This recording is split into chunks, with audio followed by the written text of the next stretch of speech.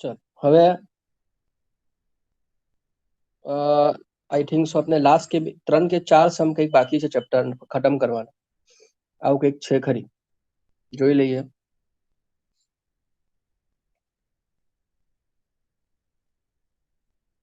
તમને યાદ ખરું કઈ?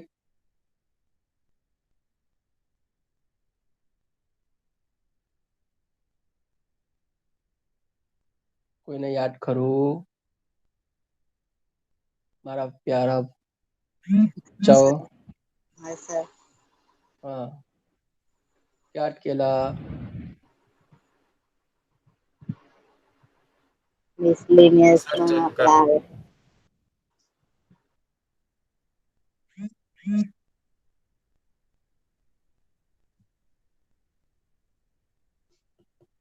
હવે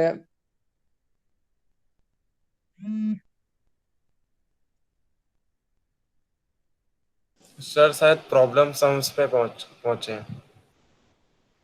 प्रॉब्लम सम्स में पहुंचे हैं और वो जो है वो સર એમાં પણ પ્રોબ્લેમ સબમાં પણ આપણા બધા થઈ ગયેલા આઈ થિંક 2-3 તો.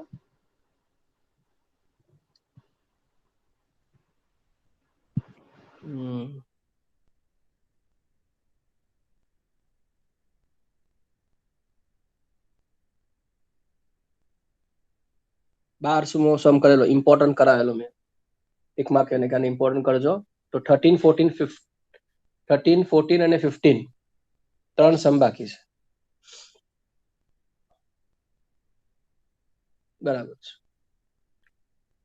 સરસ. તો question number 13, particular solution find કરવાનું કહે છે for this differential equation dy by dx plus y times cot x is equal to 4x cosec x.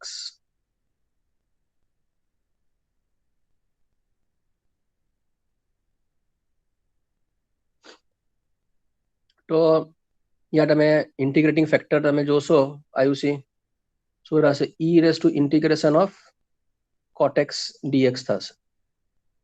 પંકજને formula ખબર છે ઇન્ટિગ્રેશન ઓફ cot x શું થશે, log mod sin x. Working of log identity ને ખબર છે કે e ને log શું થશે, ઇન્વર્સ ફંક્શન છે કટ થયા છે એટલે શું થશે, sin x થશે. આયુસી નો નેક્સ્ટ સ્ટેપ ખબર છે, શું ખબર છે કે મલ્ટીપ્લાઇંગ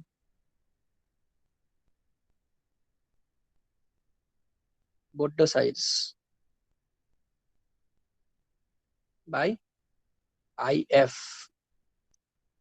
અહીં if શું છે, sin x છે. તો sin x into dy by dx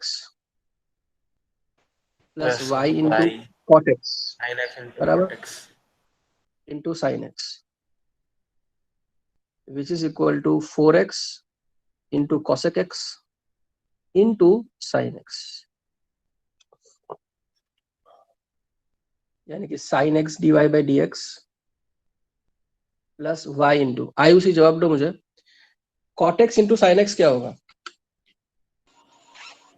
sin x 1.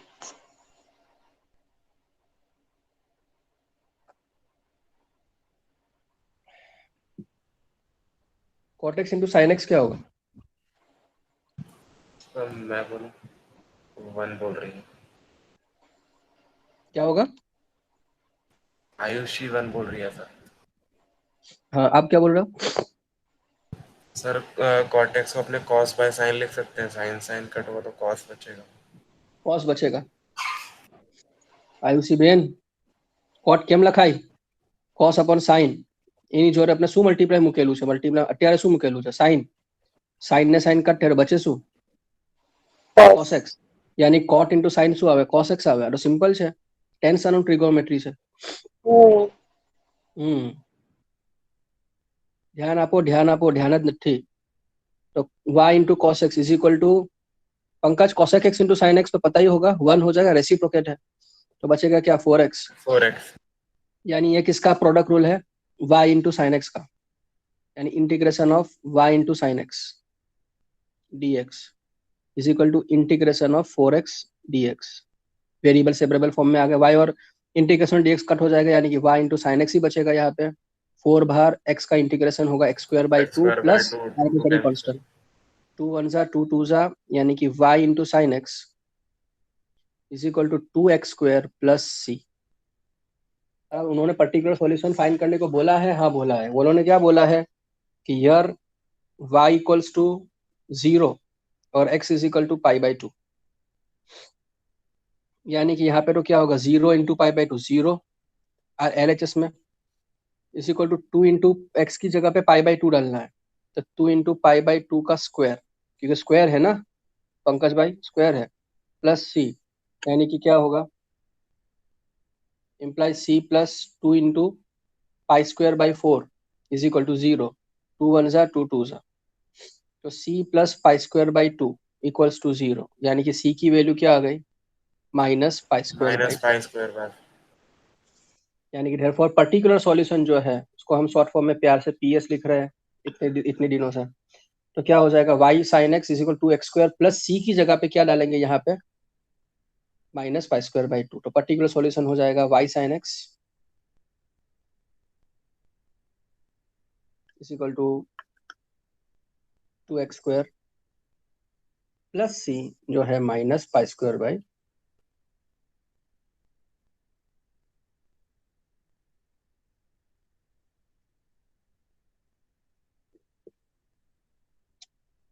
Doubt हो तो बोलो। no doubt sir very good.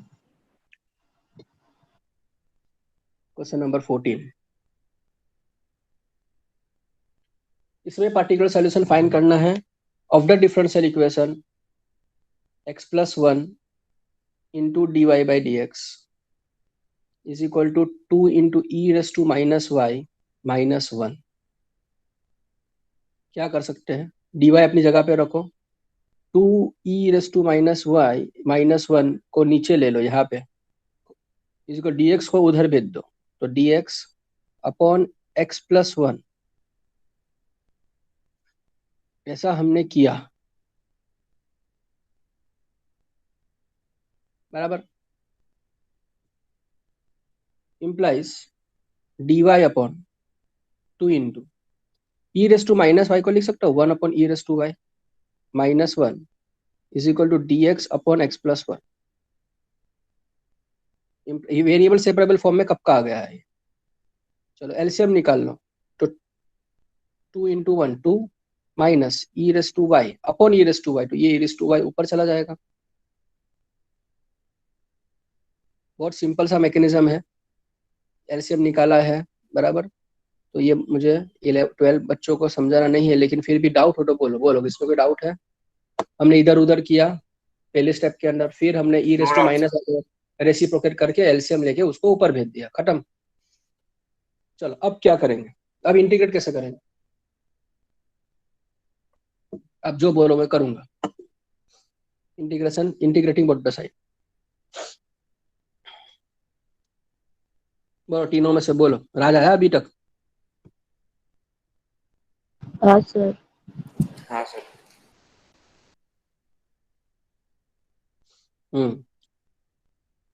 बोलो क्या करेंगे, इंटीग्रेट कैसे करेंगे।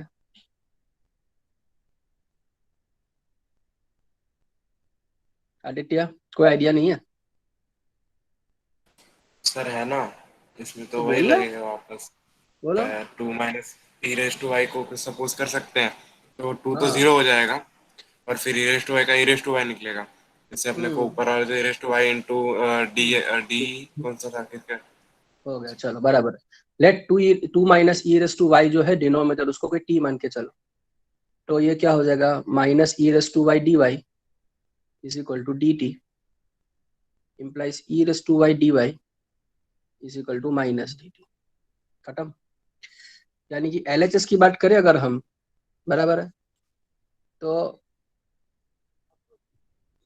I1 मान के चलो, I1 माइनस डी कौन है, टी बाई टी हो ई रेस जाएगा। To y upon 2 minus e raise to y d t d y, तो e raise to y d y की जगह पे क्या डालेंगे माइनस डी टी डालेंगे, माइनस डी टी और नीचे का अपने टी सपोज किए थे अपॉन तो तो टी अपना आ हो जाएगा गया, लॉग मॉड टी।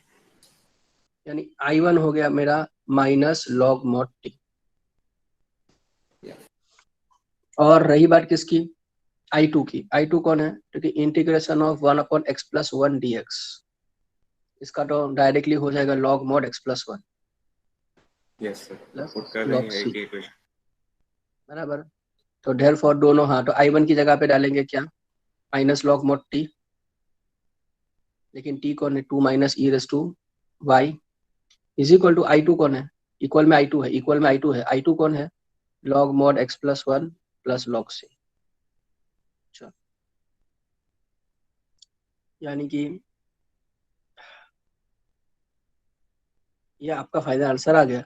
हाँ, उसको थोड़ा लॉग निकालना हो, ऐसा कुछ करना हो तो कर सकते हो। तो minus log 2 minus e raise to y minus log of x+1 is equal to log c। तो माइनस से साइन भी कॉमन निकाल सकते हो, log कॉमन निकाल सकते हो अगर निकालना हो तो ये अंडर प्लस बन जाएगा और मल्टीप्लाई हो जाएगा, तो 2 minus e raise to y multiply by x+1 is equal to log c। Log log log log side दोनों में साइड पर कैंसिल। कितना हो जाएगा, यानी कि इसका मतलब यह हुआ कि माइनस ऑफ, लेकिन माइनस कट करने से, फिर माइनस नहीं कट कर सकते ऐसा, एक मिनट, उसको माइनस कट करने पहले से ये -1 जो है ऊपर, उसको रेसिप्रोकेट कराना पड़ेगा, मेरी गलती हो गई, ध्यान दो। अगर मेरे से कभी कुछ गलती हो रही तो आप लोगों को टोकने का, सर ये कैसे हो सकता है।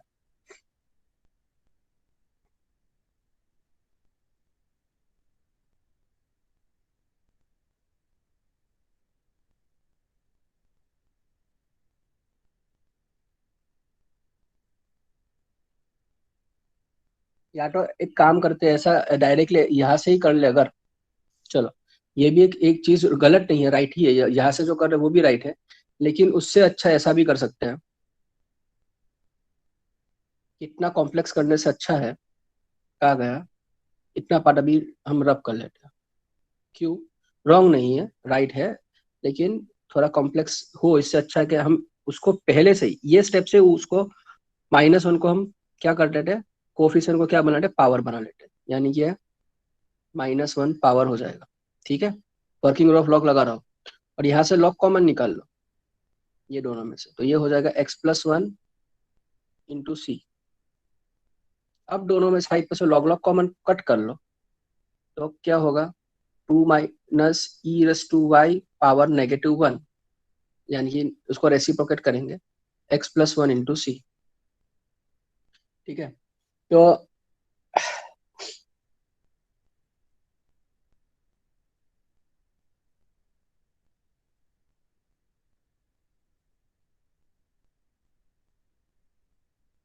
मैं क्या कह रहा हूँ समझ में आ रहा है, ये -1 है ना, ये -1 क्यों गया ऊपर, हाँ आयुषी, सर, पावर चला जाएगा -1 लॉग का। हाँ बराबर, ये वर्किंग ऑफ लॉग है बेटा, कोफिशिएंट बिकम्स पावर, ठीक है। तो इसका मतलब यह हुआ कि 1/2 minus e raise to y लिख सकता हूँ मैं, क्योंकि नेगेटिव पावर है, तो is equal to x+1 into सी।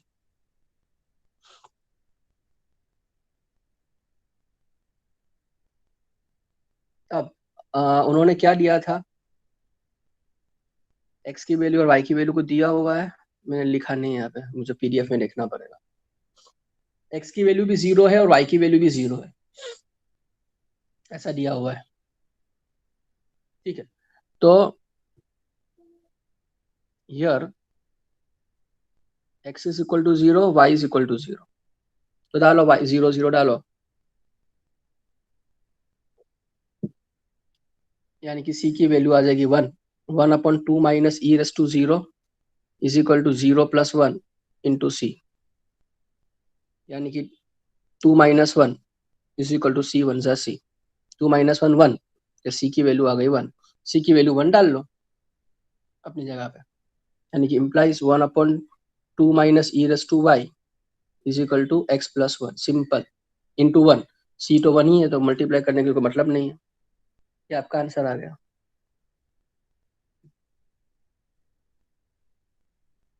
या तो मैक्सिमम क्या कर सकते हो, चलो ये उसको वहां पे भेज दो, ये आपका फाइनल आंसर, बेसिक आंसर ये है, फिर पीछे उन्होंने उलट पुलट करके जो भी आंसर दिया हो वो टेंशन नहीं लेने का, यानी कि वो 2 - y e raise to y जो है वहां पे ब्रैकेट के साथ मल्टीप्लाई होगा, यानी कि x+1 into 2 - e raise to y is equal to 1, ऐसा भी कर सकते हो।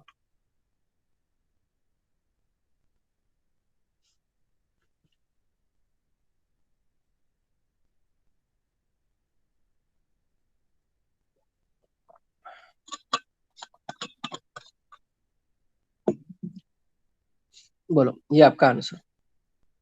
या उसको लॉग में भी कन्वर्ट करना हो तो कर सकते हो अभी भी, लेकिन इतना सारा करने की जरूरत नहीं। हाँ सर, और अभी ऐसे आ गया है। हाँ,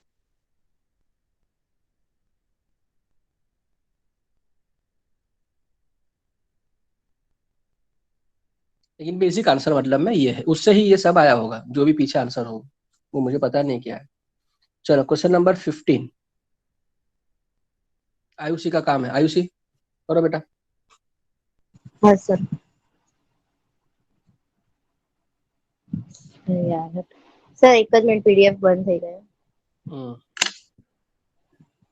हम्म, ઓય. હમ.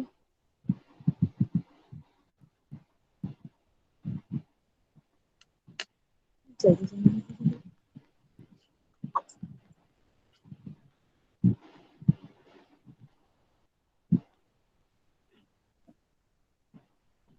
The population of a village increases continuously at the rate proportional to the number of its inhabitants present at any time. If the population of the village was 20,000 in 1999 and 25,000 in the year 2004, what will be the population of the village in 2009? Okay very good. अब ये मुझे कौन समझाएगा हिंदी गुजराती में, ये क्या कहना चाह रहा है ये? सर कुछ नहीं, कितने इंक्रीज होंगे पॉपुलेशन सालों में, कितने सालों में? ठीक है, परसेंटेज में तो कुछ नंबर लोग चेंज हो रही है. ठीक है, चलो वो भी बराबर है, वेरी गुड। अब मुझे डिफरेंशियल इक्वेशन बनाना है, तो डिफरेंशियल इक्वेशन ये गिवन डेटा से कैसे बनाऊंगा? सर वो सपोज करके नहीं बनाते थे. तो करो, वही तो ओ मैडम, वही तो पूछ रहा हूँ बेटा। हाँ सर, एक्स प्लस. बड़ा बच्चा एक पूछू छू के किरीट ना करशो। एग्जाम ના અંદર હુસેન સર નહીં હોય, મોદી સર બાજુમાં નહીં બેસાય, હુસેન સર બાજુમાં નહીં બેસેલા હોય. એક્ઝામમાં તમને ડીકોડ ડીસીફર તમને જ કરવાનું છે. શું? અરે આપવા આવશે ને સપ્લિમેન્ટરી ને બધું સુપરવિઝન કરવા. બોર્ડમાં? નહીં બોર્ડમાં નહીં. તો પછી બોર્ડની વાત કરું મેં, આપણે તૈયારી શેની કરી રહ્યા છે? Board examination. હા, અને સપ્લિમેન્ટરી આપવા અગર સ્કૂલની અંદર આવીશ બી તો તને લાગે છે કે તને કોપી કરાવીશ? બે ટમાચા ના મારું તને. તો કહેવાનો મતલબ એમ છે બચ્ચા કે બાજુમાં ના મોદી સર હોવાના ના મેં હોવાનો. કરો ડીસીફર. કેમ કરશું આને? છેલ્લો સમ છે, આખા ચેપ્ટરનો છેલ્લો સમ છે, હવે તો આવડવું જોઈએ ને. आदित्य, पंकज, राज, आयुषी तो ट्राई कर रही है, आप लोग बोलो। Yes sir. क्या करेंगे?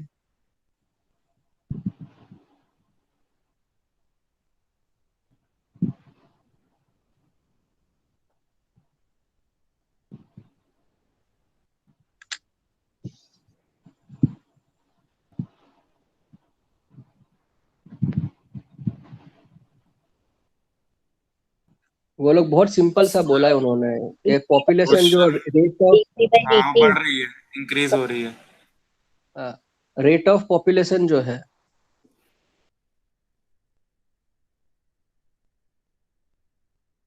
वो directly proportional to the inhabitants present at any time. कोई भी समय जितने वहां पे पॉपुलेशन होगी उससे डायरेक्टली प्रोपोर्शनल है क्या? रेट ऑफ पॉपुलेशन इंक्रीज होना। तो मान के चले कि let the number of inhabitants at any time equals to x, बराबर। यानी कि रेट ऑफ पॉपुलेशन जो है वो डायरेक्टली प्रोपोर्शनल टू एक्स हुआ। उन्होंने ऐसा बोला। बोलो यहाँ तक कोई डाउट हो तो मुझे बोलो। नो सर, नो डाउट अभी तो। No sir. सरस। Now dx by dt, rate of population यानी क्या? What is rate of population? dx by dt। Rate यानी right, what is rate? Something which is getting changed, यानी population जो है वो किस rate of change of population की बात करें, यानी कि dx by dt हुआ। With respect to time population बढ़ रहा है। किससे बढ़ रहा है? Proportional to the number of inhabitants. Inhabitants समझते हो? लोग जो रहते हैं उनको इनहेबिटेंट्स कहते हैं, Yes. उनके वहां के वासी, उस गांव के वासी। चलो ठीक है, तो अब dx by dt equals to, अब हमें पता है कि प्रोपोर्शनल की साइन निकालो, इक्वल्स टू लिखेंगे तो नॉन जीरो कांस्टेंट के मल्टीप्लाई करेंगे। चलो सर, अब उसको वेरिएबल सेपरेबल फॉर्म में ले लो, तो dx अपनी जगह पे, x उधर भेज दो, के तो कांस्टेंट ही है, dt को उधर भेज दो, वेरिएबल सेपरेबल फॉर्म में आ गया, तो इंटीग्रेट करेंगे। इंटीग्रेशन ऑफ 1/x की फॉर्मूला तो बच्चे बच्चे को पता है, मुंह पे है, log x हो जाएगा, इज इक्वल टू dt का इंटीग्रेशन तो t प्लस सी हो गया। ये आपका रिजल्ट बना गया। बोलो भाई यो और बहनों, कोई डाउट हो तो बोल। No doubt, sir. No doubt, sir. अब एट द ईयर 1999, यानी कि जब से हमने ये चीज को ऑब्जर्व करना शुरू किया, कौन से ईयर में? 1999 में, 21 साल पहले की बात है। यानी उस ऑब्जर्वेशन का जो टाइम है 1999, वो क्या कहलाएगा? अपने ऑब्जर्वेशन के लिए टाइम जीरो कहलाएगा। तब उस गांव में पॉपुलेशन कितना था? 20,000। यानी कि बराबर, यहाँ पे वाई क्यू एक्स बराबर, तो 20,000 पॉपुलेशन है। तो एक्स की जगह पे हम 20 डालेंगे, सी टी की जगह पे 0 डालेंगे, तो हमें सी की वैल्यू मिल जाएगी।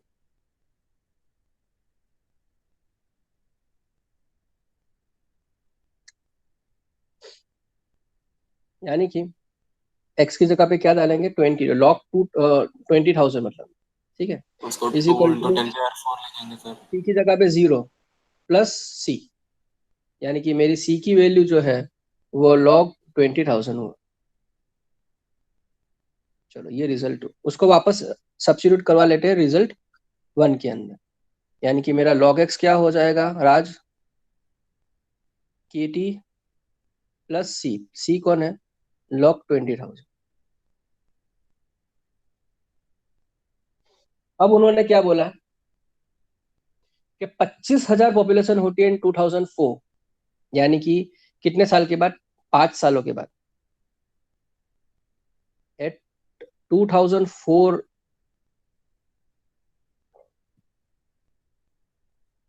एट 2004 लिखेंगे ना तो मीनिंग अलग हो जाएगा, ग्रामेटिकल मीनिंग अलग हो जाएगा। स्टेटमेंट लिखना ही पड़ेगा कि in the year 2004 implies time कितना हो गया? 5 साल का टाइम हो गया। 1999 से गिनो 2004, 5 साल हो गए।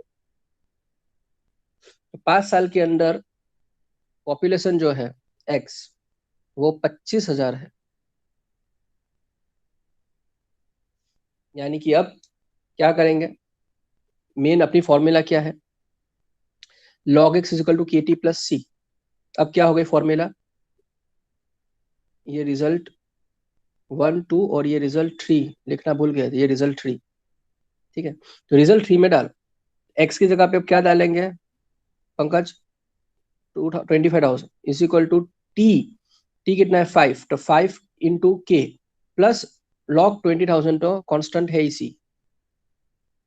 चलो ठीक है, log 20,000 को उधर भेज दो, तो log 25,000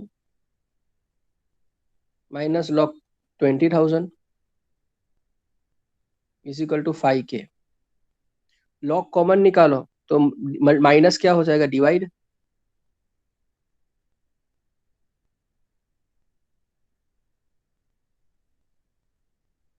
बराबर, ये 3 0 तो कटी हो गया, 5 5 जा ना 5 4 जा, यानी कि 5k की वैल्यू क्या आ गई आयुषी? log 5/4, यानी कि k की वैल्यू क्या आ गई? 1/5 टाइम्स log 5/4। ये रिजल्ट 4। बोलो यहाँ तक कोई डाउट हो तो मुझे बोलो, No, sir. वापस कराऊं मैं? No doubt, sir. अब इन ईयर 2009 की बात कर रहे हैं वो लोग,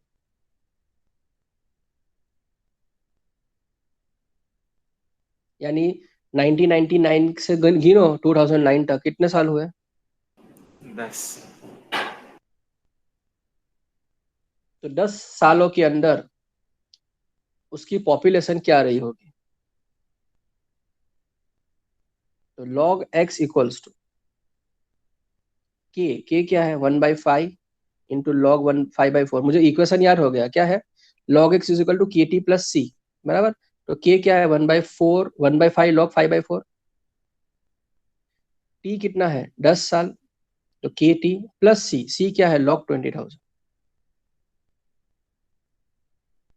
चलो 5 1 जा 5 2 जा, यानी कि implies log x equals to 2 into log 5/4 plus log 20,000, implies log x equals to your coefficient becomes what, power।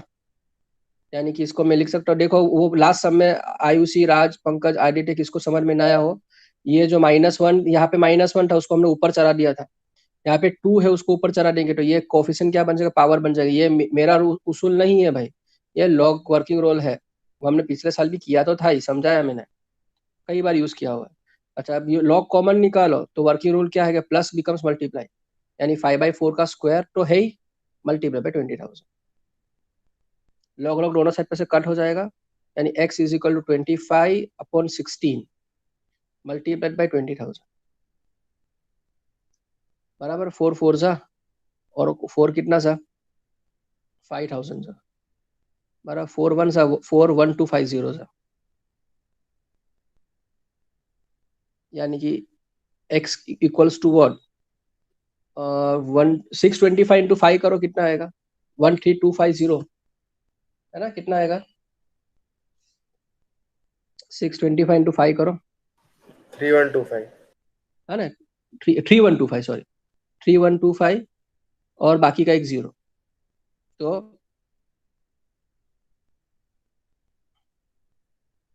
Population कितना हुआ 31250 पॉपुलेशन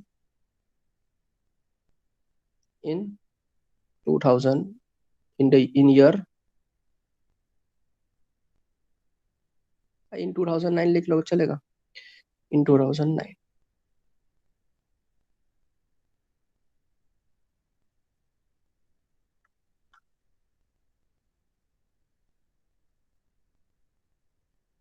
बोलो।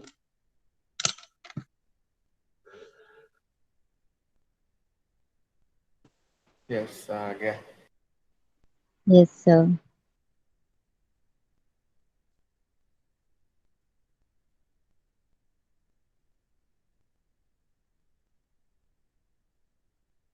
सरस।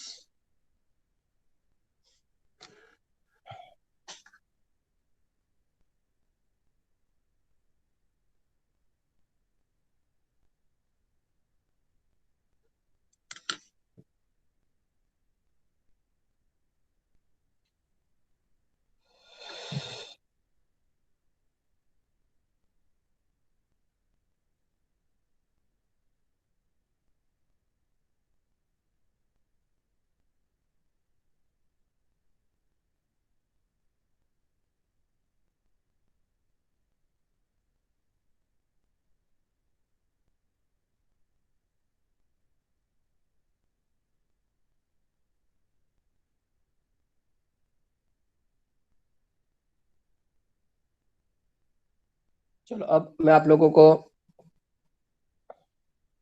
प्रॉब्लम सम्स में थोड़ा लेवल बोर्ड का ही लेवल है, लेकिन आपके एनसीईआरटी पैटर्न में नहीं है इस तरह के सम्स, लेकिन पॉसिबिलिटी है और होता है कि भाई गुजरात बोर्ड भले एनसीईआरटी में मर्ज हो गई है, लेकिन पॉसिबिलिटी है कि गुजरात बोर्ड के सम्स आ सकते हैं, और इसलिए हमें यहाँ पे करवा रहा हूँ आप लोगों को। तो आपने फिजिक्स में एक चीज सीखी होगी, न्यूटन लॉ ऑफ कूलिंग सीखा है? क्या sir?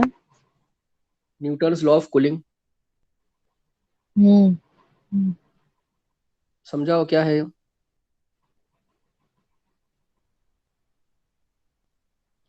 Newton's law of cooling नहीं सर, तो क्या समझा आपने? नहीं कूलिंग नहीं समझो। Aditya Pankaj Raj, Newton's law of cooling कुछ कभी सुना? हाँ सर, आया था 11th में। 11 में आया था, हीट चैप्टर में। कूलिंग का भी पढ़। dx by dt वाला वो ये ऐसा कोई रेक्टेंगुलर बार नहीं था आपके पास, क्यूबोइडल बार, हाँ में सर, आया डायग्राम है। होगा, फिर यहाँ से हीट सोर्स है, प्लैंक्स कोई कांस्टेंट। एक साइड पे से हीट सोर्स है, फिर ये यहाँ पे हीट सोर्स है, यहाँ पे डिस्टेंस x है, फिर उसके थोड़े दूर कोई डिस्टेंस dx के ऊपर लेयर के अंदर हीट कितना ट्रांसफर। टेम्परेचर ग्रेडियंट है, टेम्परेचर ग्रेडियंट। ऐसा कुछ भी नहीं सीखा था आप लोगों ने? सर हम हाँ बोल रहे हैं, आयुषी ना बोली अकेली। अच्छा, बराबर, ऐसा कुछ था, बराबर। तो Newton yes law sir. Of cooling जो है वो डिफरेंशियल इक्वेशन का ही एक पार्ट है। यहाँ पे जो मैथ्स लगाया जाता है वो यहाँ पे जो है वो आयुषी बेन, यहाँ पे कौन सा लॉजिक लगाया जाता है बेटा? डिफरेंशियल इक्वेशन का ही। यानी कि वैसे भी हमें पता ही है कि जो सर इक्वेशन जो हाँ, क्या? नहीं नहीं सर। हाँ, कैलकुलस जो है वो मेजर बहुत सारे मैथमेटिशियन के बाद में जुड़ते गए और उनका योगदान है, ना नहीं कह रहा है, लेकिन कैलकुलस दो मेन पार्ट्स में डिवाइड हुआ है। याद है किसी को? कैलकुलस जो है मेन दो पार्ट में डिवाइड हुआ है, एक और डिफरेंशियल कैलकुलस और एक इंटीग्रल कैलकुलस। डिफरेंशियल, हाँ, डिफरेंशियल कैलकुलस जो है ना, डेरिवेटिव वाला पार्ट, वो न्यूटन भाईजान ने शुरू किया था। और लिबनिट्ज नाम का जो मैथमेटिशियन है उसने इंटीग्रल कैलकुलस कैलकुलस को उसने आगे बढ़ाया। बीच में फिर वो क्या बोले, हम चलते रहे, लोग जुड़ते गए और कारवा बनता गया, फिर बाद में मैथमेटिशियंस दूसरे अपने योगदान देते गए हैं, वो बात अलग है। तो शुरुआत करने वाला जो है अपने अपने लेवल पे डिफरेंशियल में था वो ये वाला न्यूटन वाला, और इंटीग्रल के अंदर लेबनिट्ज। तो ये what is rate of law of cooling, ये इसके ऊपर एक सम आता है बोर्ड के अंदर। आप अगर प्रीवियसली गुजरात बोर्ड की पेपर्स देखो तो ये सम्स कई बार आए हैं, ये प्रॉब्लम सम्स डिफरेंशियल इक्वेशन के अंदर, इसलिए मैं ये करवा रहा हूँ, important.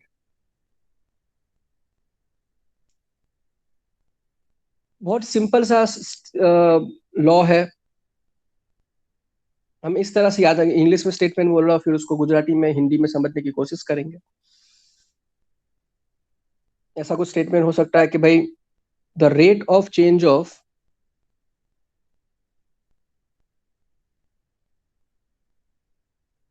Temperature of a body is proportional to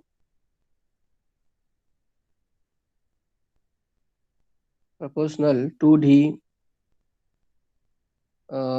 difference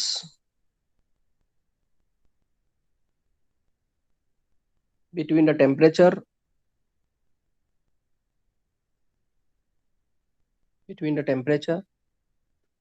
of the body and the surrounding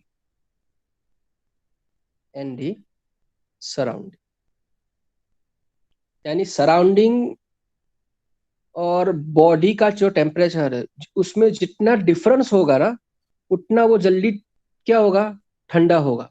क्यों ऐसा? क्योंकि बहुत ही नॉर्मल 9 साल में सीखा हुआ है और हमने 11 में सीखा हुआ है कि टेम्परेचर ग्रेडियंट जितना होगा, यानी कि जो जो मानो का सराउंडिंग जो है वो 25 डिग्री सेल्सियस टेम्परेचर पे है सपोज, और आपने पानी उबाला, बराबर, वो 100 डिग्री सेल्सियस पे है, तो काफी बड़ा डिस्टेंस हुआ। तो क्या होगा, ये जो है वो हायर टेम्परेचर से लोअर टेम्परेचर तक ये फ्लो होता रहेगा, क्योंकि ग्रेडियंट बहुत बढ़ गया, बराबर। तो जितना ग्रेडियंट समझते हो, ग्रेडियंट का मतलब क्या, डिफरेंस। ग्रेडियंट का मतलब ही क्या हुआ, डिफरेंस हुआ। ग्रेडियंट का दूसरा मतलब अगर डिफरेंशियल इक्वेशन में देखें तो डिफरेंस तो होगा ही, ग्रेडियंट का मतलब स्लोप भी होता है। अब आपको इस तरह समझाओ, ये मैं दो तरह के दो अलग अलग स्लोप बना रहा हूँ, मैं दो तरह के स्लोप बना रहा हूँ। ये एक ऐसा स्लोप बनाया और एक मैंने ऐसा स्लोप बनाया, बराबर। फॉर एग्जाम्पल मानो कि यहाँ पे θ1 है और यहाँ पे मैंने θ2 बनाया, फिर θ1 इज ग्रेटर देन θ2, एंगल θ1 बड़ा है एंगल θ2 से, ऐसा। और मैं यहाँ पे एक बॉल रखता हूँ स्टील का, एक बॉल रख रहा हूँ, स्टील का हो या किसी का भी हो, कौन ज्यादा फास्ट नीचे लुढ़क के नीचे आएगा? कौन ज्यादा फास्ट आएगा, यहाँ पे कि यहाँ पे?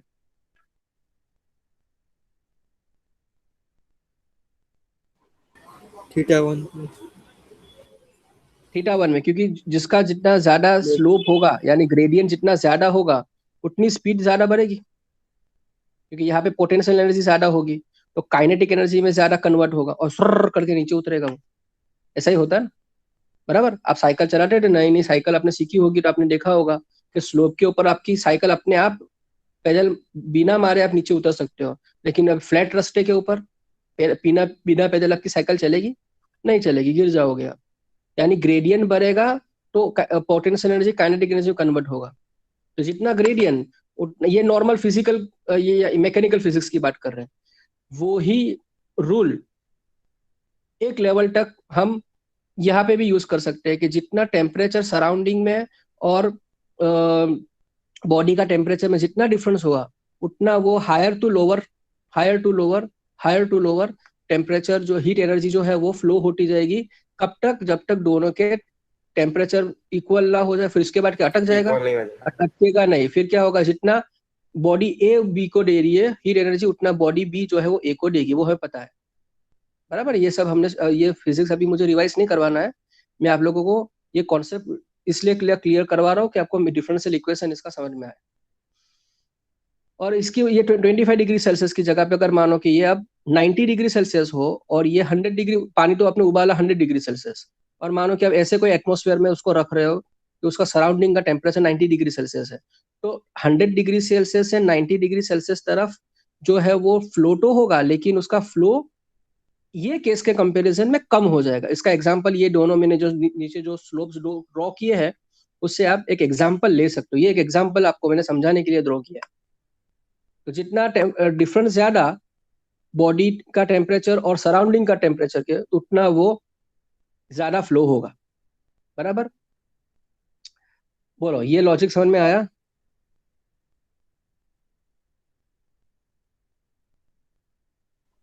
हाँ सर। हाँ सर।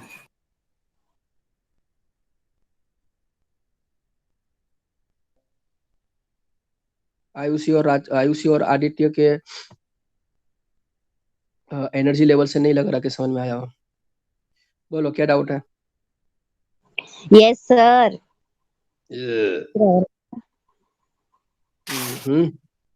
अब लाइगो। वो तो मैंने बोला इसलिए। अरे सर। अच्छा ठीक है, चलो लगा। बोलो पंकज भाई, राज पंकज ने आदित्य, नो डाउट सर। समझ में आया ना? पक्का ना? अब चलो, ये फिजिक्स समझ में है तो आप लोगों ने गुंजन सर से वापस पूछना उसको कोई डाउट हो तो। अब मैं उसका समझाता हूँ मैथमेटिकल वर्जन। हम मान के चलते कि लेट, ये एक स्टैंडर्ड फॉर्म में इसका इस तरह से हम मानते हैं इसलिए कि लेट एस जो है constant temperature of the surrounding,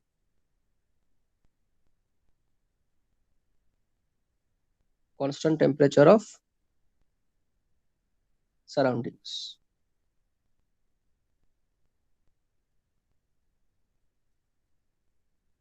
और हम मान के चले कि लेट कैपिटल टी जो है वो टेम्परेचर ऑफ एनी बॉडी,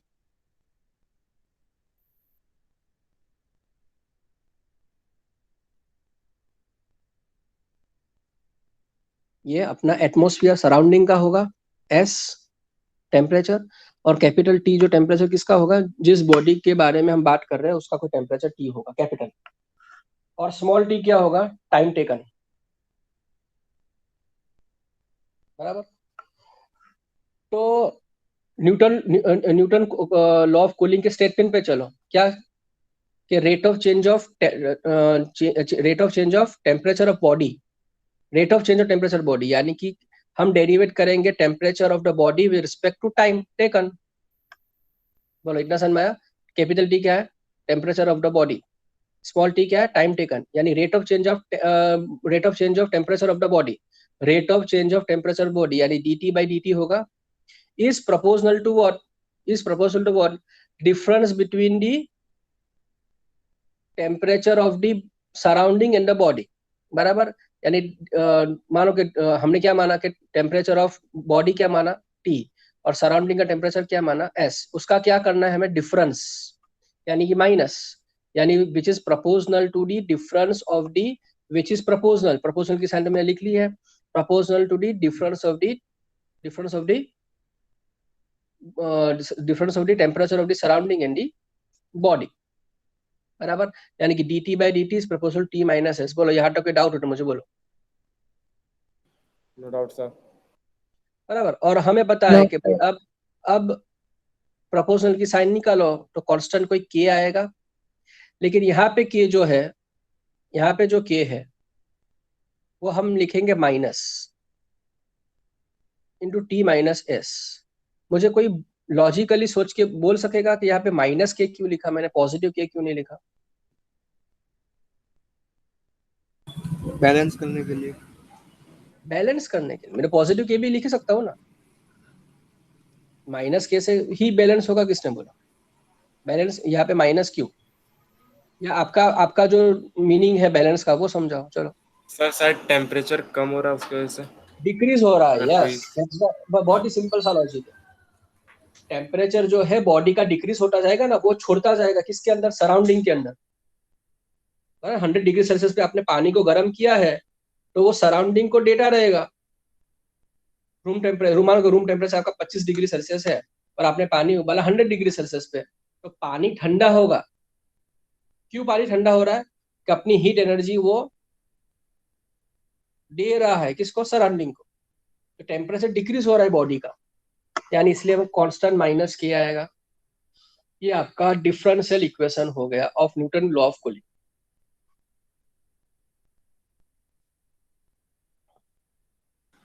बहुत सही सर। ओके।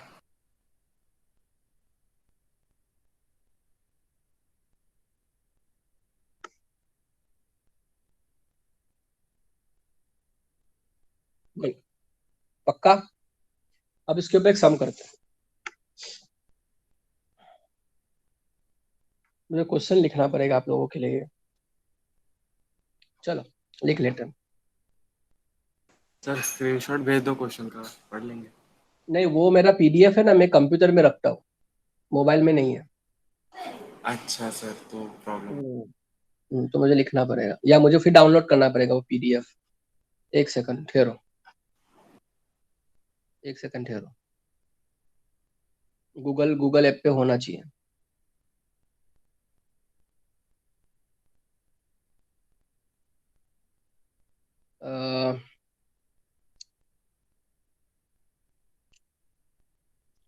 गूगल पे होना चाहिए, क्यों?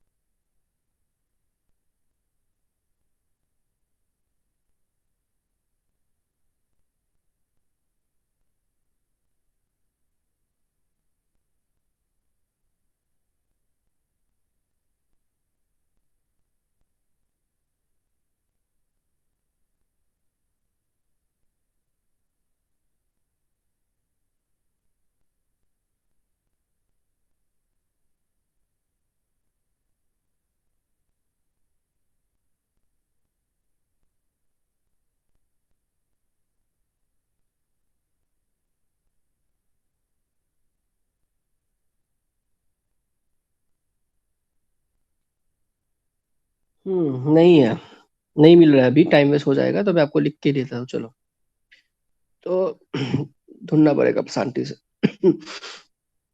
हम्म, ये पहले गूगल पे वो लोग यही टेक्स्ट बुक रखते थे, अब एनसीईआरटी की आ गई ना, तो एनसीईआरटी की टेक्स्ट बुक ही है। तो वो पुरानी गुजरात बोर्ड की टेक्स्ट बुक उन्होंने, नहीं है, वो ढूंढना पड़ेगा, शायद मिले तो। ओके, तो ऐसा है, क्वेश्चन ऐसा है,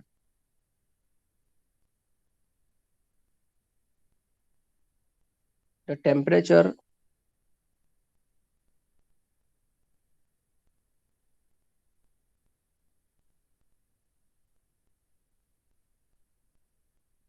of a body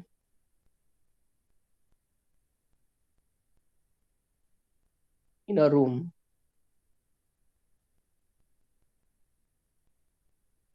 is 80 degree Fahrenheit.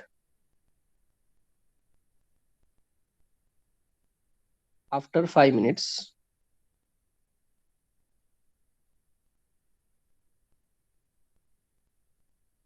the temperature of the body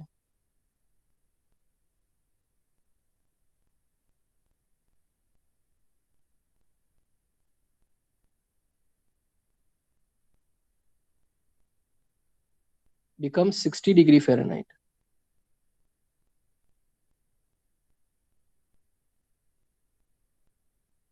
After another 5 minutes,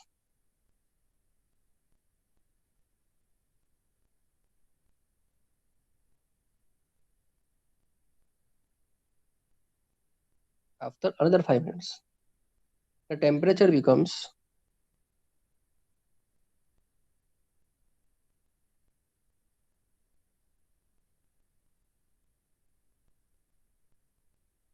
50 degree Fahrenheit. What is the temperature of the surrounding?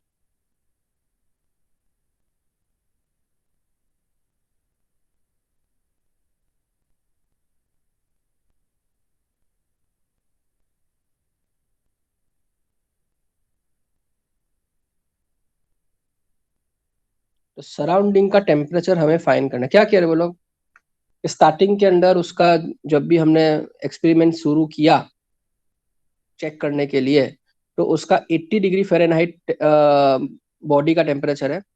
उसके 5 मिनट के बाद 60 डिग्री सेल्सियस, 60 डिग्री फ़ारेनहाइट हो गया, और उसके 5 मिनट के बाद और 5 मिनट के बाद 50 डिग्री फ़ारेनहाइट हो गया। तो सराउंडिंग का टेम्परेचर कितना होगा, ये वो लोग कह,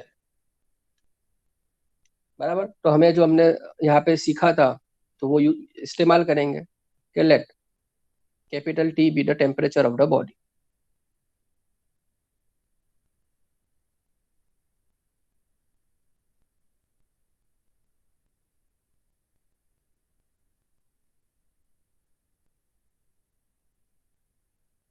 बराबर, एट टाइम टी, कोई टाइम टी ने, टी के ऊपर उसका कोई टेम्परेचर टी है।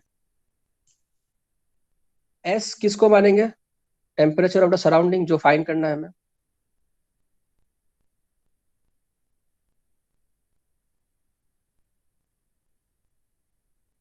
बराबर, ठीक है। न्यूटन लॉ ऑफ कूलिंग क्या है, d t by d T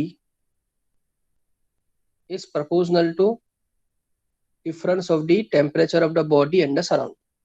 ये आपका Newton law of cooling. Yes. चलो अब शुरू करें आगे।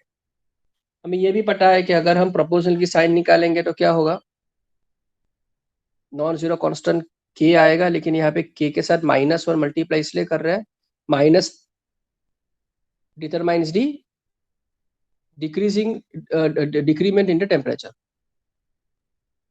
चलो, तो ये आपका असलियत में ये रिजल्ट 1 हो गया। अच्छा, उसको वेरिएबल सेपरेबल फॉर्म में करें, हमें यहाँ ये याद रखना है कि एस बी कौन है, कांस्टेंट टेम्परेचर है, कांस्टेंट है सराउंडिंग, क्योंकि सराउंडिंग का टेम्परेचर हम कांस्टेंट मान के चलेंगे कि भाई अभी आपका रूम टेम्परेचर 25 डिग्री सेल्सियस है, ऐसा, वो वेरिएबल नहीं है। तो यहाँ पे वेरिएबल दो चीजें हैं, एक तो temperature of the body and time, time तो कभी अटकता नहीं है। ठीक है, चलो, तो उसको वेरिएबल सेपरेबल फॉर्म में लेके आए। वेरिएबल सेपरेबल फॉर्म में लेके जाएंगे, एस तो कांस्टेंट है, कैपिटल टी जो है वो वेरिएबल है, वो कैपिटल dt के साथ जाएगा और डी ये स्मॉल dt टाइम वाला dt ऊपर जाएगा, तो वेरिएबल सेपरेबल फॉर्म में आ गया ये, यानी कि dt upon t minus S is equal to minus तो है ही और dt वहां पे। बोलो ये स्टेप तक कोई डाउट हो तो मुझे बोलो। सर वो के हाँ हाँ हाँ हाँ हाँ, अच्छा याद दिलाया, कितना होशियार है कितना। ठीक है, तो माइनस के और dt उधर चला गया, वेरिएबल सेपरेबल फॉर्म में आ गया, तो हम क्या करेंगे उसको इंटीग्रेट। 1/t माइनस एस का इंटीग्रेशन क्या होगा, log mod t minus S is equal to dt का integration minus k t, arbitrary constant c तो आएगा ही। चलो इसको रिजल्ट 2 मान के चलो। अभी भी पूछ रहा हूँ, यहाँ तक कोई डाउट हो तो मुझे बोलो। अब वो लोग ये कह रहे हैं कि अगर जब हमने एक्सपेरिमेंट शुरू किया यानी कि टाइम 0 मानो, तब टेम्परेचर कितना था बॉडी का इनिशियली 80 डिग्री फ़ारेनहाइट। मैं नहीं कह रहा हूँ, गिवन डेटा है, यानी कि अपनी अपनी जगह पे डालो, कैपिटल टी की जगह पे 80 डालूंगा, सराउंडिंग का टेम्परेचर फाइन करना है, स्मॉल टी 0 हो गया तो 0 इंटू के 0 0 प्लस सी सी, यानी कि सी की वैल्यू क्या आ गई, ये आ गई, ये रिजल्ट 3 मान के चलो, उसको रिजल्ट 2 में डाल लो, यानी कि log of t minus S is equal to minus k t plus c, c क्या है log 80 माइनस एस, बराबर। चलो अब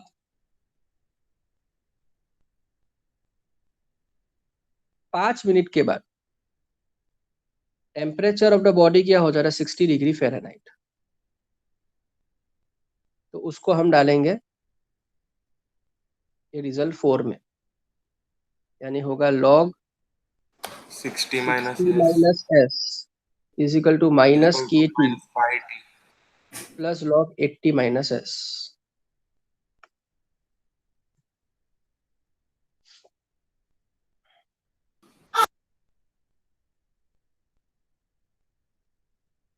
तो हम ऐसा कर सकते हैं कि मैं ये जो log 80 माइनस एस वाला जो उसको उधर भेज दूं, यानी कि log 60 minus s minus log 80 minus S हो जाएगा is equal to minus k into T. Sorry, T की वैल्यू क्या है 5 है, तो 5 लिखना यहाँ पे भूल गया हूँ मैं, टी ही लिखा है मैंने। ये क्या होगा माइनस 5k, टी की जगह पे 5 लिखना पड़ेगा ना, और के तो है ही, ठीक है, तो यहाँ पे भी करना पड़ेगा।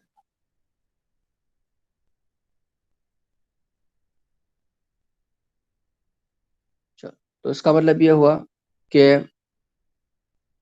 लॉग कॉमन निकालो तो क्या होगा 60 minus S divided by 80 minus s, minus become divide, ठीक है, is equal to minus 5k, यानी कि k की वैल्यू क्या होगी -1/5 into log 60 minus S upon 80 minus S, ये रिजल्ट 5। ऑल्सो दूसरे 5 मिनट के बाद वो 50 डिग्री फ़ारेनहाइट, यानी कि टोटल 0 टाइम से देखो तो 10 मिनट्स हुआ, तो 10 मिनट के बाद अब टेम्परेचर जो है सराउंड बॉडी का वो 50 डिग्री फ़ारेनहाइट हो जाता है, यानी ओरिजिनल इक्वेशन में डालो, ओरिजिनल इक्वेशन कौन सा है अपना, ये रिजल्ट 4, कि टी की यहाँ पे टी की जगह पे क्या डालूंगा 50 डिग्री फ़ारेनहाइट, और यहाँ पे टी की स्मॉल टी की जगह पे 50 क्या डालूंगा मैं 10, 10 स्मॉल टी में टाइम जो है 10 और टेम्परेचर जो है 50, यानी होगा log t माइनस एस यानी 50 minus S is equal to minus k into t, t कौन है 10 minutes plus constant log c, log c कौन है log 80 माइनस एस। यहाँ पे भी वही करेंगे, ये log 80 माइनस एस को उधर भेज दो तो माइनस में होगा, यानी कि log 50 minus s minus log 80 minus s, ध्यान से देखना भाई, is equal to -10k। Log common निकाल लो तो माइनस क्या हो जाएगा Pankaj, divide, working rule of log, बराबर राज, आयुषी, आदित्य, तो ये -10k हो गया, यानी कि k क्या हो गया -10 को उधर डिवाइड करवा लो तो -1/10 log of 50 - s upon 80 - s। अब ये कंपेयर result करेंगे 6 दो है। इक्वेशंस को। हाँ, तो फ्रॉम रिजल्ट 5 एंड 6, इसीलिए ऐसा किया। फ्रॉम रिजल्ट 5 एंड 6 कि ये भी k है और रिजल्ट 5 भी k है, तो दोनों को इक्वल में लिख सकता हूँ। हाँ, लिख सकता हूँ। तो हाँ, -1/5 5 2 था। log 60 - s upon 80 - s है यहाँ पे, हाँ सर। और यहाँ पे है -1/10 log, मेरी जगह मेरे पास 50 कम हो माइनस। गई, प्लीज समझ लो कि ये 50 - s 80 - s है।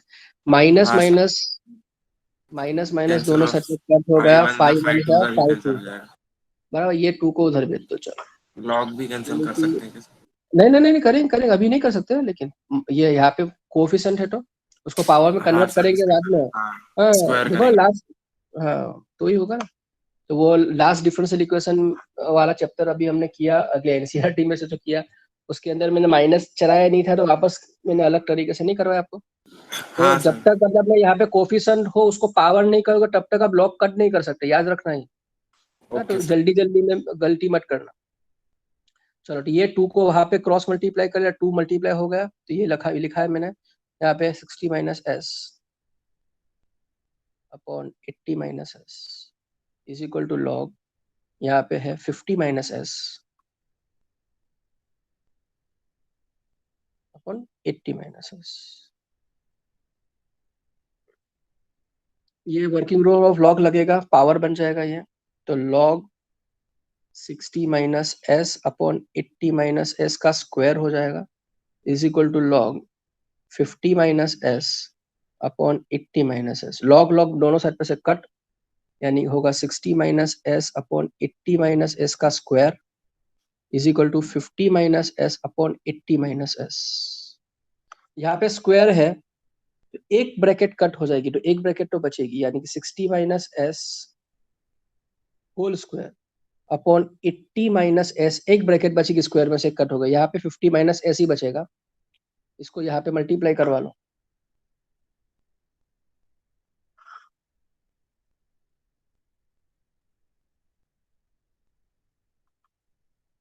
यानी 60 - s whole square is equal to 80 - s into 50 - s।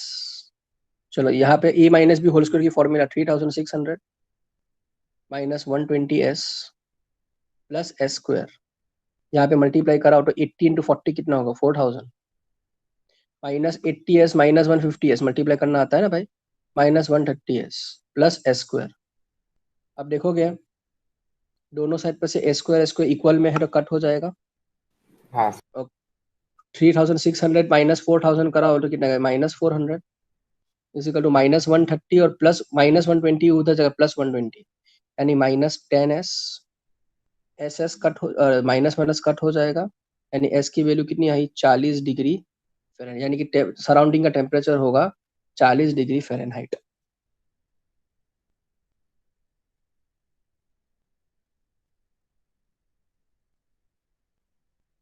बोलो, समझाओ सम वापस। सर एक बार पूरा रिपीट करवा दो, मतलब आ गया है पर वैसे लंबा था इसलिए।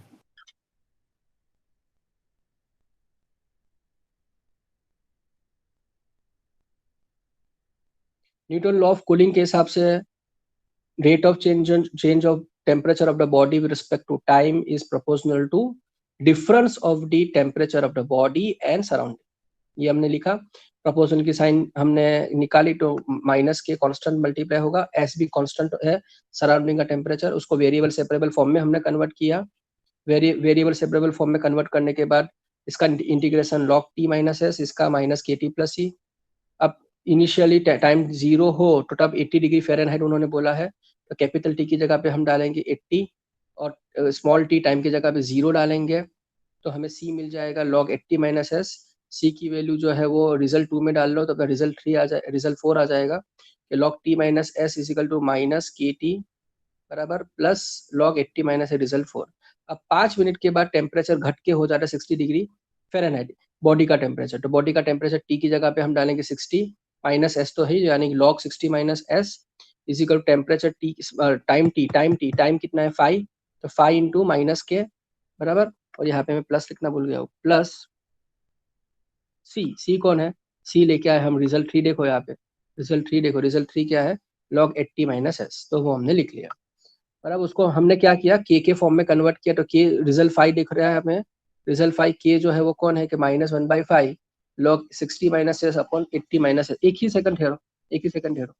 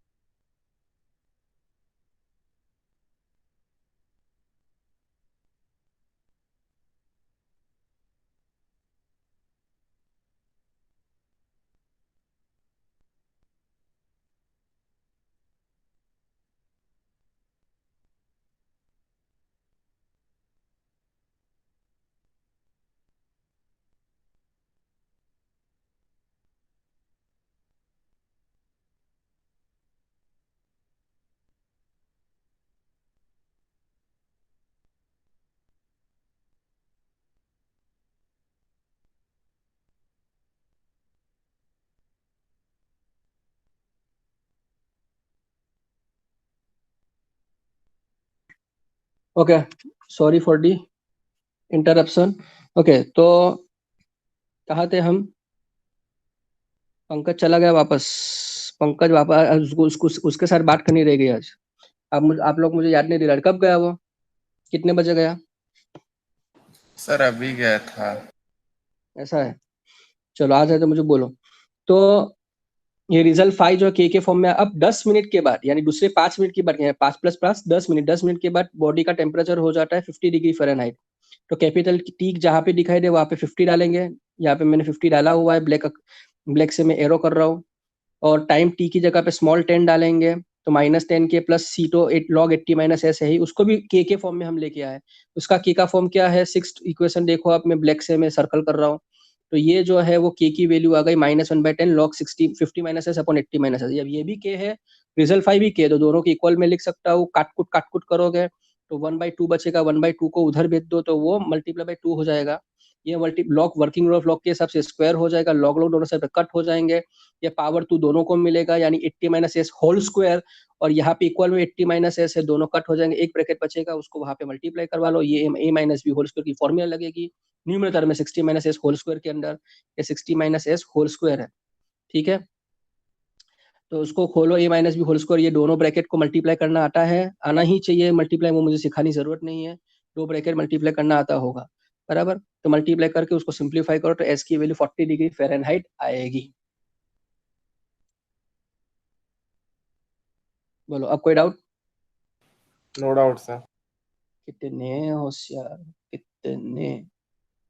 चलो और एक सम करते हैं प्रैक्टिस के लिए, ये न्यूटन लॉ ऑफ कूलिंग पे नहीं है, लेकिन अब ये न्यूटन लॉ ऑफ कूलिंग जो मैंने देखो थियरी के साथ, डेफिनेशन के साथ, इक्वेशन के साथ, उसका जो है वो सब मैंने करवाया। अब उसके ऊपर अगर कोई सम आता है तो आपको यही पैटर्न से करना है, याद रखना बराबर। ये आपको पीडीएफ फाइल तो मिल ही जाएगी, तो आप बार बार रिवाइज कर सकते हो, उस ये रिकॉर्ड भी यस हो रहा है कॉल, तो आप लोग वो देख देख के भी कर सकते हो, ठीक है। तो आप लोगों का बहुत ही अच्छा चल रहा है अभी, तो उसको मतलब पूरा फायदा उठाओ।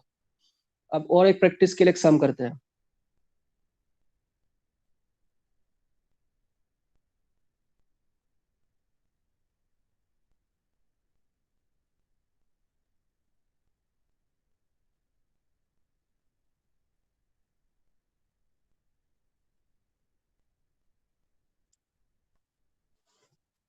ये न्यूटन लॉ ऑफ कूलिंग पे नहीं है, लेकिन डिफरेंशियल इक्वेशन का सम है ये गुजरात बोर्ड की टेक्स्ट बुक में से है एक। सप्टेस नाम कुछ अजीब है, सप्टेश हैज अ फिक्स्ड डिपॉजिट। सप्टेस मैं सप्टेस नहीं लिखूंगा, मेरे को कंटाल आता है, बहुत भंकस नाम। हम लिखेंगे आदित्य। बस आदित्य धनराज है भाई। तो Aditya has a fixed deposit of rupees 10,000 in a bank.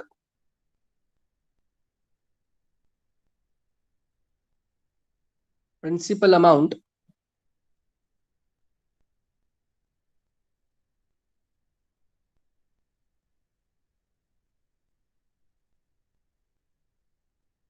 increases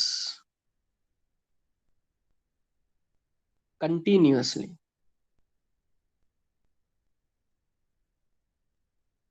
at the rate of 7% per annum, per year मतलब में, ठीक है। In how many years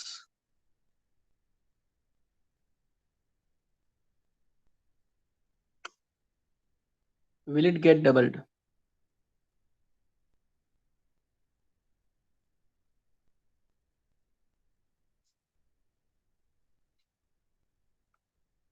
क्या कह रहा है अपना आदित्य जो है, वो उसने अपनी पॉकेट मनी को 10,000 रुपये हुए तो उसने फिक्स डिपॉजिट में बैंक में डाल दिया। बराबर। अब बैंक का उसूल ये है कि आप जितना भी प्रिंसिपल अमाउंट यानी कि जो भी आप बैंक के अंदर जमा करते हो उसको प्रिंसिपल अमाउंट बोलते हैं। तो जितना भी प्रिंसिपल अमाउंट हो आपका, 100 रुपया हो, 1 रुपया हो, 10,000 हो, लाख हो, करोड़ हो, जो भी है, प्रिंसिपल अमाउंट के ऊपर आपको 7% का इंटरेस्ट मिलेगा। इस हिसाब से आपकी कंटिन्यूसली आपका हर साल 7% 7% से आपका प्रिंसिपल अमाउंट बढ़ता जाएगा। तो कितने साल के बाद आदित्य के, ये ना श्रद्धा है सबूरी, तो कितने साल के बाद आदित्य का जो प्रिंसिपल अमाउंट यानी 10,000 रुपया जो है वो डबल होके 20,000 हो जाएगा? कितने साल के बाद उसको कितने साल की प्रतीक्षा करनी पड़ेगी, वो हमें फाइंड करना है। क्वेश्चन समझ में आ गया?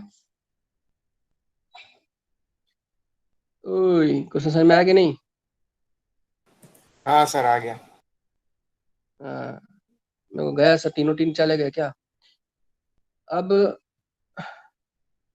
पंकज मुझे 5 मिनट चाहिए है, चले मत जाना अगर लेक्चर खत्म हो तब, ठीक है।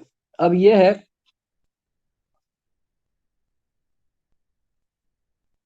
तो हम मान के चलते, चलो सॉल्यूशन शुरू करते कि लेट तो principal amount, let p be the amount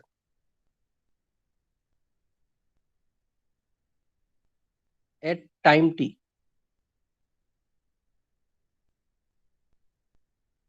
अब वो क्या के डिफरेंशियल इक्वेशन किस तरह से बनाएंगे इसका?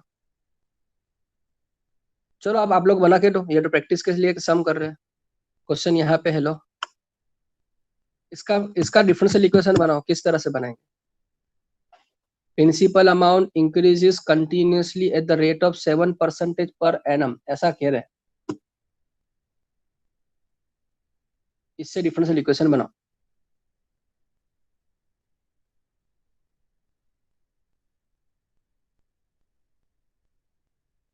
ये जो मैंने ब्रैकेट की ब्लू कलर की, ये आपका स्टेटमेंट जो है उसको डिफरेंशियल इक्वेशन में कन्वर्ट करो।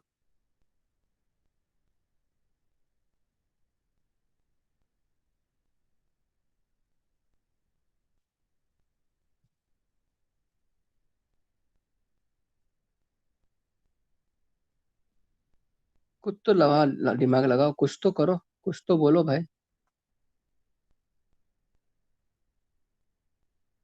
पंकज चल बोल, क्या करेंगे?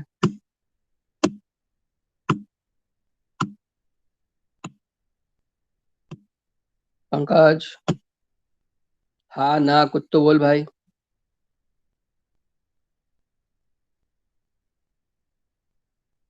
Pankaj.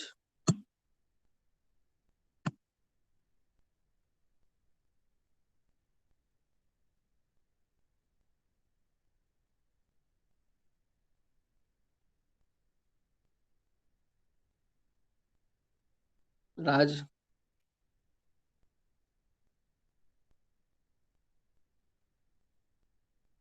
Ayushi.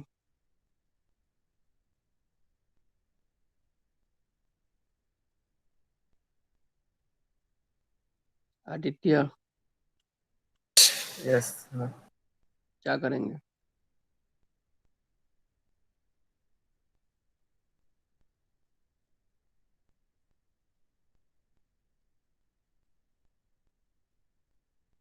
Principal amount increase हो रहा है, यानी रेट ऑफ चेंज ऑफ किसका हो रहा है? प्रिंसिपल अमाउंट का। बराबर। किसके कंटेक्स में? टाइम के कंटेक्स में। टाइम ही आपको पैसे बढ़ा के देगा ना। यानी कि rate of change of principal amount with respect to time is proportional to what? Is proportional to what? 7% per year. 7% per year. 7% किसका? हाथी घोड़ा किसका? 7% ऑफ आपने जितनी रकम रखी है उसकी। आपने 10,000 रुपये रखे तो आपके 10,000 के हिसाब से भरेंगे। बड़ा किसी और ने 1 लाख रुपए रखा है तो 1 लाख रुपए के हिसाब 60% के हिसाब से भरेगा। तो जो जितनी ज्यादा रकम रखेगा वो 60% के हिसाब से उसकी रकम मिलेगी at the end of the year. यानी rate of change of principal amount respect to time is proportional to, उन्होंने बोला है 7% ऑफ द प्रिंसिपल अमाउंट। यानी कि d p by d t, proportional की साइन निकालो तो कांस्टेंट के आएगा। बराबर है। यहाँ पे कांस्टेंट के लिखने की जरूरत नहीं है ये सम्स के अंदर। क्यों? क्योंकि यहाँ पे प्रिंसिपल अमाउंट एक कांस्टेंट वैल्यू है, उसका 60% बढ़ रहा है, क्योंकि आपने जो वैल्यू डाली है वो तो कांस्टेंट ही है ना, 10,000। फिर वो बैंक वाले जो है वो 60% उसके ऊपर बढ़ा के दे रहे हैं। यानी कि 7% जो है ऑफ पी, 7% ऑफ पी यानी क्या? 7p divide by 100। 7p divide by 100। अब क्या करेंगे? वेरिएबल सेपरेबल फॉर्म में कन्वर्ट करेंगे। डीपी अपनी जगह पे, पी जो है वेरिएबल उसको यहाँ पे नीचे ले लो, फिर 7/100 और dt जो है वहां पे मल्टीप्लाई करवा लो। तो ये और ये वेरिएबल सेपरेबल फॉर्म में आ गया। स्टार्टिंग में आपका जो 10,000 रुपया डाले है वो कांस्टेंट कहलाएगा, लेकिन 7% के हिसाब से वो बढ़ता जा रहा है, इसलिए वो वेरिएबल के अंदर काउंट किया जाएगा, इसलिए आपका उसका इंटीग्रेट करेंगे। अब 1/p का इंटीग्रेशन क्या होगा? log p होगा। इंटीग्रेशन ऑफ dt क्या होगा?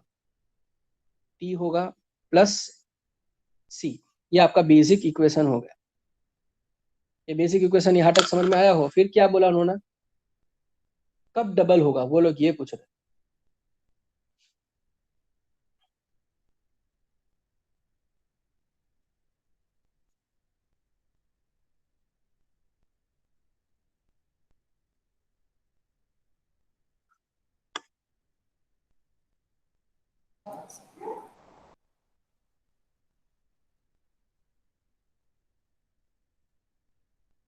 सर एक बार रिपीट तो कर दो ना, क्या बोला आपने अभी? Rate of change of principal amount, rate of change of principal amount यानी क्या? DP by dt। ये समझ में आया?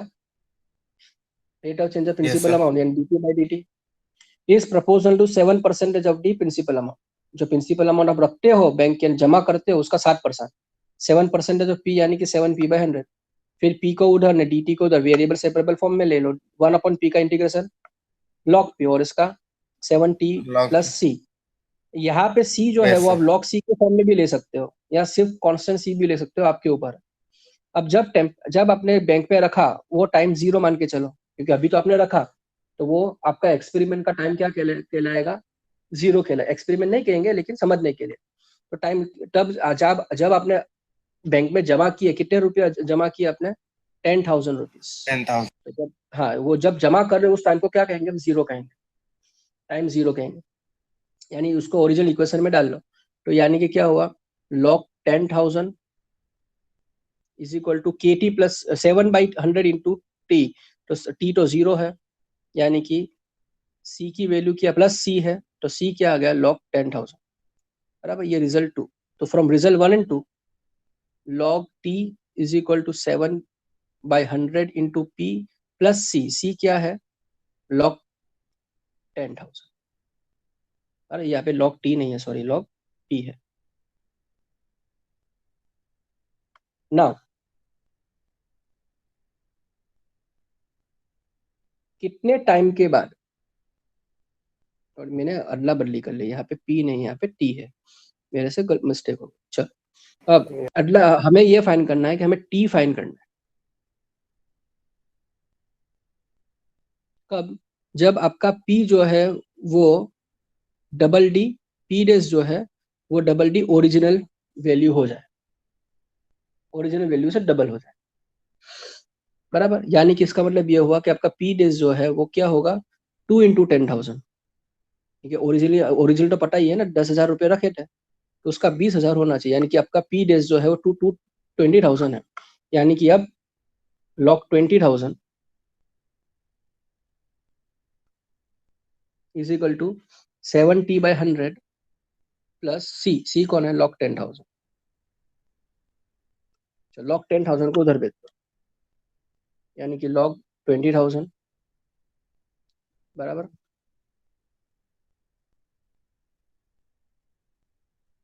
Minus log 10,000 is equal to 7t/100। Log divide हो कॉमन निकाला जाएंगे गया तो अपने को तो डिवाइड हो जाएगा, हाफ 14/780 मिलेगा इससे। यानी कि log नहीं 2 is equal to 7t/100।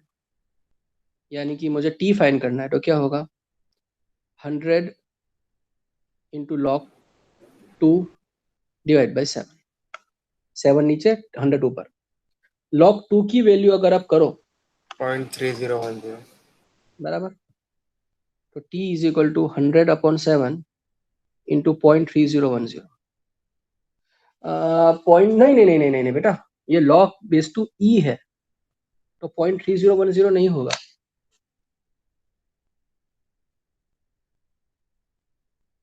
log 2 base to e की वैल्यू 0.3010 नहीं होगा बेटा।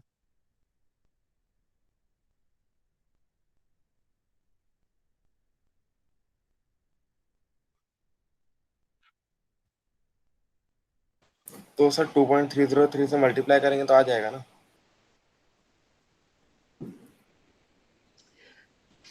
0.6932 0.6932 आएगा, हाँ मैं वही कह रहा हूँ,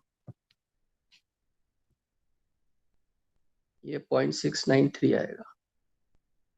यानी कि t जो है वो हो गया 69.32 डिवाइडेड बाई 7, यानी कि ये होगा आपका अप्रोक्सीमेटली 7 9 63 बराबर, 7 9 63, यानी कि 6.3, यानी कि 9.9, हाँ बस 9.9, 9.9 ईयर्स के बाद तकरीबन उसकी आपकी 10,000 की रकम डबल होके 20,000 होगी अप्रोक्सीमेटली। ये अप्रोक्स है ऑब्वियसली, क्योंकि मैंने पूरा डिवाइड नहीं किया है, तो 9.9 ईयर्स अप्रोक्स आंसर आएगा।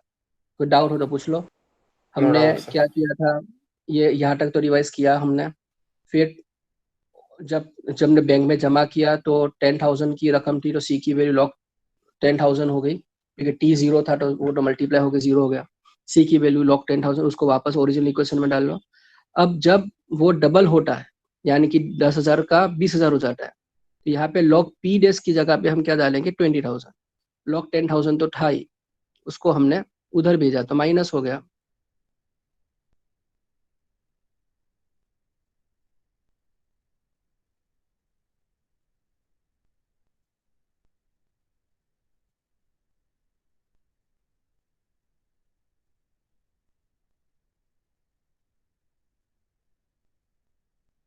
बराबर। अब माइनस किया बराबर, तो लॉग कॉमन निकाल दो। वर्किंग रूल क्या है कि जो माइनस में वो डिवाइड हो जाएगा, इज इक्वल 70/100, तो 2 बचेगा, 0 0 0 कट हो जाएंगे। टी मुझे फाइन करना था, 100 वहाँ पे, 7 divide by log 2 base to e की वैल्यू आएगी 0.6932, और उसको कैलकुलेट करो तो 9.9 ईयर्स अप्रोक्सीमेटली आएगा।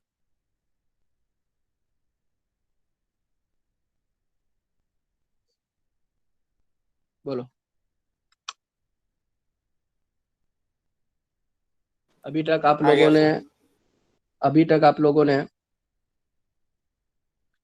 होमवर्क करके पीडीएफ फाइल भेजी नहीं है परसों की। और आप, मुझे ये भी यकीन है कि आप चारों में से किसी को भी याद नहीं को होमवर्क क्या दिया था, बोलो।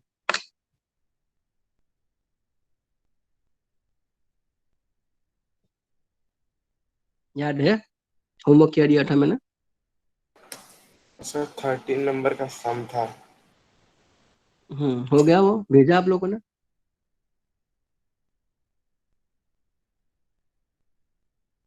13 नंबर का नहीं था, 11 नंबर का था। वो आपने भेजा आप लोगों ने? हाँ हाँ सही लगा।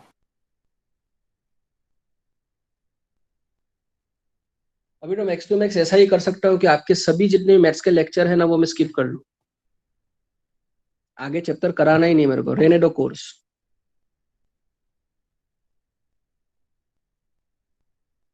क्योंकि आप लोग होमवर्क करते नहीं हो, प्रैक्टिस करना है नहीं आप लोग। इतना सारा मैंने लास्ट सेशन में भी समझा है, लेकिन वो ही वहां पे की वही बात है अपनी। पंकज को बोला ठहरना, लेकिन चला गया वो। इस लेवल का आप लोगों का है ना, इल मैनरिज्म है। यानी कि मैंने जो परसों जितना भी मैंने आप लोगों को सुनाया था, बोला था समझने के लिए, और मैंने एक स्टेटमेंट उसमें बोला था कि एक कान से सुनकर दूसरे कान से निकालने वाले अगर हो आप लोग, तो मेरा इतना सारा बोलना कोई मतलब नहीं है। और ये समझ में आ गया कि मतलब नहीं था, क्योंकि आप लोगों ने तो होमवर्क किया ही नहीं, भेजा ही नहीं मेरे को।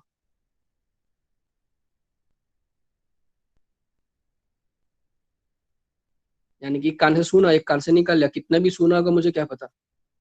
बात थोड़ी देखने आने वालों आपके घरों पे। कुछ सुना ही नहीं होगा, और सुना भी तो कोई मतलब नहीं।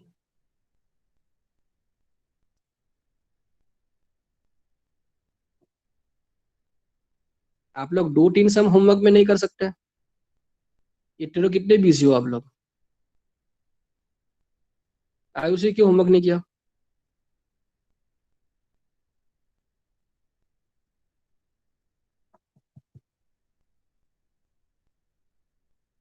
देखो निकल गई। राज, होमवर्क क्यों नहीं किया?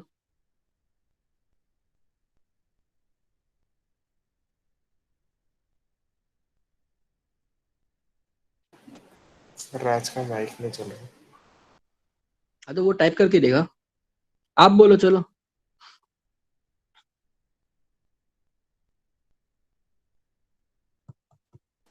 सर वो आदित्य।